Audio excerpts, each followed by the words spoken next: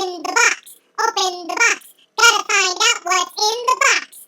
Oh, yeah. Okay, hey guys, welcome to another Open the Box. This is the Signing Nerd, and I'm excited about today. I just got this in. In fact, this wasn't supposed to be in for another 2 days from the last time I checked on FedEx. It's just funny how it could say whatever date, and then you get this surprise in the mail, you know, a couple days early, and I was just so excited over it. I know what's in here. And this is, I believe, another package from Big Bag Toy Stores. I could be wrong. I ordered from a couple places, so we'll see. All right, so let's get started. Okay, so we're going to open up the box, and we're going to see what's in here. Oh. I don't know what it is. Every time I open a box, I feel like, I feel like a contestant on a game show. You know, like I'm winning the prize, and all I have to do is just open this up and I've won the grand prize. But here we go. A long way. Make sure I don't cut myself in the process.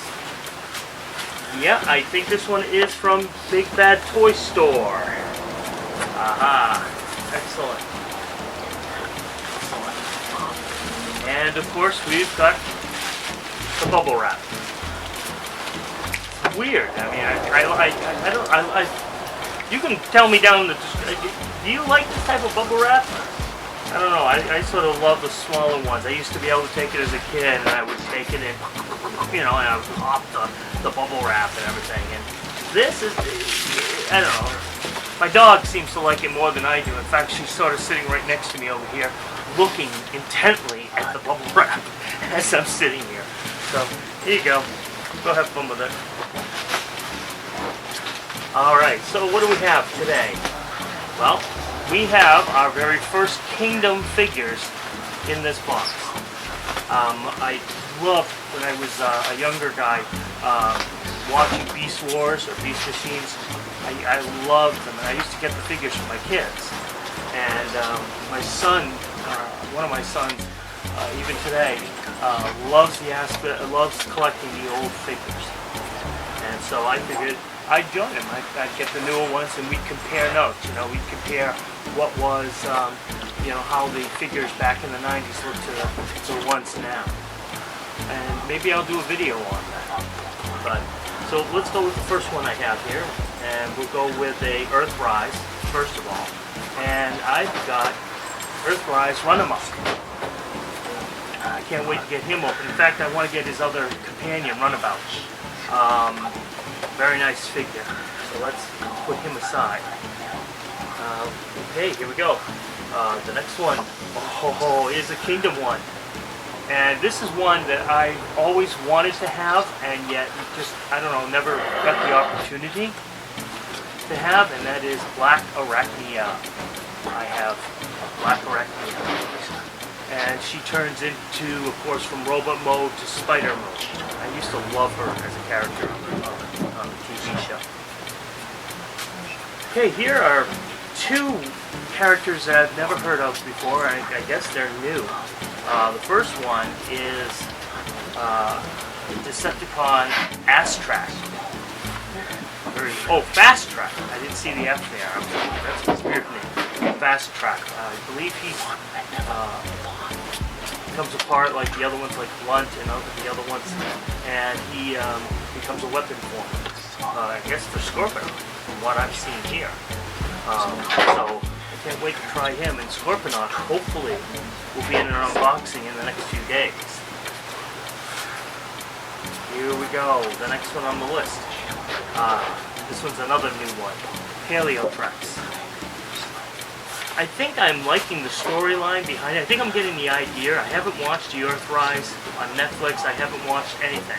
But the images that I'm seeing, and of course I could be wrong, were saying something like the Ark was going to crash on the Earth, but it's crashing 65 million years. But instead of them being destroyed and falling on the floor and, you know, 65 million years being repaired and coming to life, they're fighting in that period. So I could be wrong, but I think that's a pretty cool idea, actually. So we'll be seeing him in a review soon enough. I actually have the G1's actual version of this guy, and I'm so glad to get him in a larger thing, and that's Warpath. Alright, shut it off. I love Warpath. His Zing Bow! And all that other stuff that he says on the G1 cartoon. I absolutely love this guy. Let me see. Trailbreaker. I got me a Trailbreaker. Never had a Trailbreaker in my life. I mean, when I was a kid, when Transformers first came out, I would go and save up money just to get certain ones, and Trailbreaker was one that I never was able to get because I was a kid at the time, and I was lucky if I got a Transformer for Christmas. So I would save up, and I actually saved up and got for myself my very first Optimus Prime, and man, I love that bot. Sad to say, it disappeared after I moved to college. You know what parents may do to your toys once you're gone. But he was great, and the fact that I was able to save up for it on my own and work for it for myself, and it wasn't a gift, was just even more sweet to me. So, ooh, here's another one that I got, and I've never had one of these guys before, and this is Cheetor. I got my son the large one back in the 90s. He came out, he was huge, and my son hated him, couldn't stand him. One of the reasons why he turned around and he said to me, what was it? Oh, he said, Dad, it's too big to play with. And so, you know, he's got a smaller version of it now on his bookcase. It's not that he hated the character, it was just the size of the character. He couldn't play with it. There were no other toys that size that he could play with Cheetor. Here's another one that I never got, but wish I could have got, and that's Sunstreaker. I love Sunstreaker. Got me a good old one. That's fun. So he's really good. I don't know much about him. I liked him in the G1 character when he showed up, but I can't wait to open him and see how he ticks.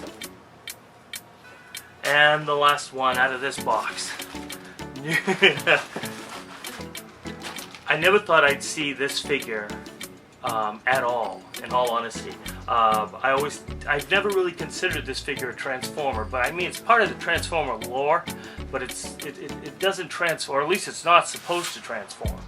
The Kingdom, well actually Earthrise, has him transform into a prison. And I've heard a lot in regards to the fact of how difficult he is to put together and to assemble.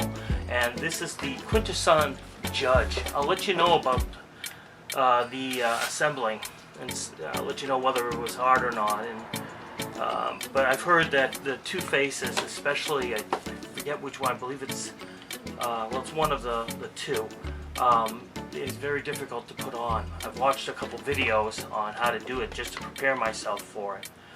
But yeah, that's basically all I've got for today. So this is the Signing Nerd, and I'm signing off. Thanks for watching. Bye-bye.